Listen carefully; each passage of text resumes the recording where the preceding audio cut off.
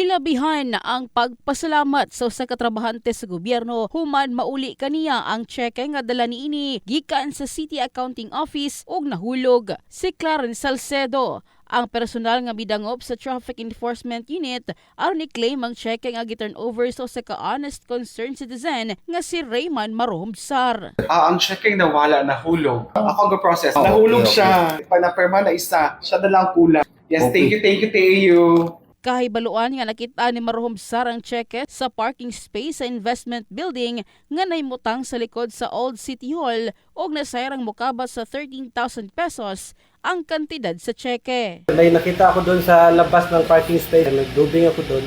May nakita ako ang papilisip. Tapos tinignan ko, binasa ko parang check man to kasi nakalagay dito is DBP.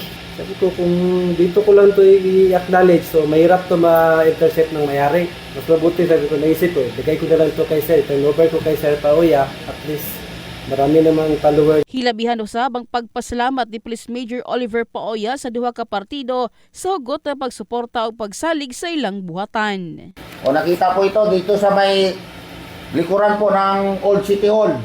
Malaki yung papasalamat namin sa inyo. Kasi dito kayo nagtiwala sa opisina po namin. In the heart of changing lives, kini si MJ Fernandez sa Brigada News Jansan. Brigada News.